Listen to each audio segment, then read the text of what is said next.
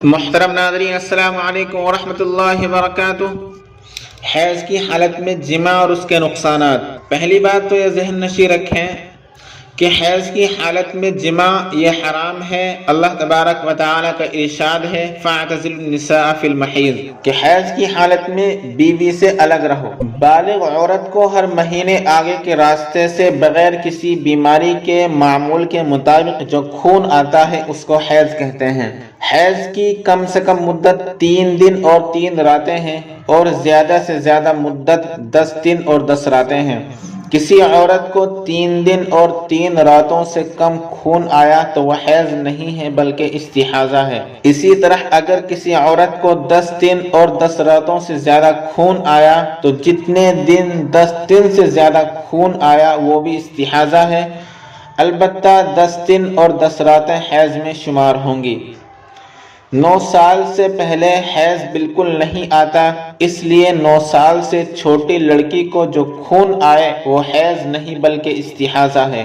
حیض کی حالت میں جماع، نماز، روزہ، طواف، قرآن پاک کی تلاوت، مسجد جانا سب حرام ہے۔ وہ خون جو عادت کے خلاف ظاہر ہو جائے وہ بیماری ہے جسے استحاضہ کہا جاتا ہے۔ اس میں اوپر ذکر کردہ تمام کام جائز ہیں اور اس کی مثال ایسی ہے جیسے کسی زخم یا رگ وغیرہ کسی جگہ سے خون نکل آئے۔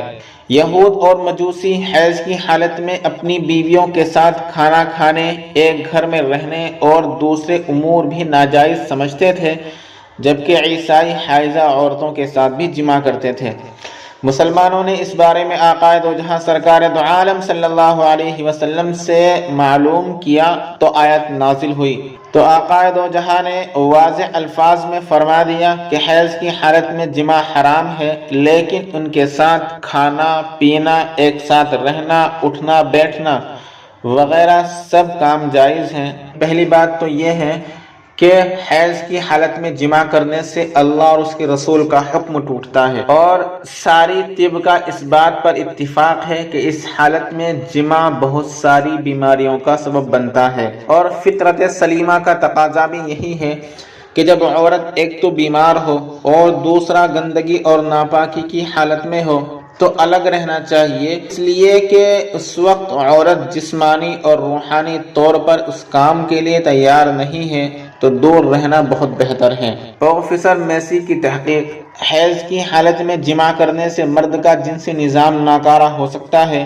پھر ڈاکٹروں کے پیچھے بھاگیں گے لیکن اس کی کوئی دوا، کوئی علاج نہیں ہو سکے گا۔ شرمگاہ کی جلد سخت ناہموار ہو جاتی ہے جس کے نتیجے میں پھر جماع سے اس طرح کی لذت حاصل نہیں ہوگی جو فطری جسم میں موجود تھی۔ مرد کا آلہ تناسل چھوٹا ہو جاتا ہے جو لا علاج ہے۔ عورت کی شرمگاہ اور مرد کے آلہ تناسل میں خارش پیدا ہو جاتی ہے۔ حیض کی حالت میں جماع کرنے سے مرد کے پراسٹیٹ غدود بڑھتے ہیں جس سے سوزاک کا شکار ہو جاتا ہے۔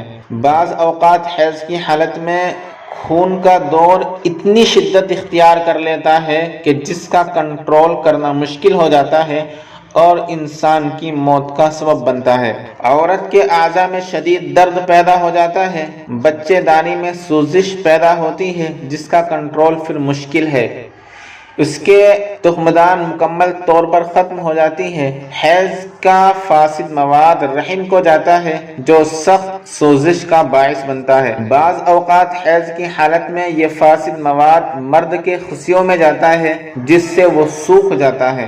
حیض کے فاسد مواد کی وجہ سے مرد کے آلہ تناسل کو ایسے مرض لگ جاتے ہیں جو لا علاج ہوتے ہیں، جن کا کوئی علاج نہیں ہے۔ حیض کی حالت میں صحبت عورت کو بانجھ بنا دیتی ہے، پھر عمر بھر کے لیے اس کے اولاد نہیں ہوگی۔ رحم کا مخاطی غشاء زخم کی حالت میں ہوتا ہے جس سے خون، مادہ انڈے، مختلف انواع کے ہارمونز، معدنی مواد اور زہر قاتل کی طرح دوسرے مواد خارج ہوتے ہیں جو جماع کی صورت میں بہت برے نتائج دیتے ہیں۔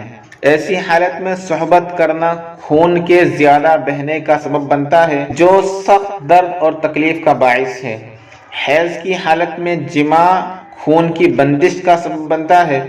حیض کی حالت میں اکثر خواتین درد محسوس کرتی ہے جو جماع کے نتیجے میں دوگنا ہو جاتا ہے۔ ماہواری کی حالت میں عورت جسمانی اور روحانی طور پر کام کے لیے آمادہ نہیں ہے، یہ اس لیے کہ وہ ناپاکی، درد اور بے چینی کا شکار ہے جس سے عورت کو دوسرے مرض لگتے ہیں۔ عورت رحم کے سرطان یعنی کینسر میں مبتلا ہو جاتی ہے۔ اگر حیض کی حالت میں عورت حمل پکڑے تو اس کی اولاد نہ نر ہوگی نہ مادہ، نہ لڑکی ہوگی نہ لڑکا بلکہ مخنث ہوگی۔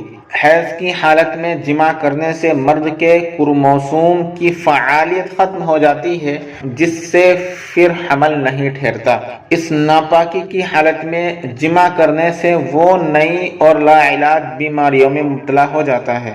حیض کی حالت میں جماع کرنے سے مرد برص کے مرض میں مبتلا ہو جاتا ہے، اس سے مرد کے اعلی تناسل کی جلد لا علاج امراض کا شکار ہو جاتی ہے۔ ویڈیو پسند آئے تو لائک کیجئے، شیئر کیجئے اور چینل کو سبسکرائب کر دیجئے۔ فقط والسلام واللہ اعلم بالصواب وعلمہ اتم۔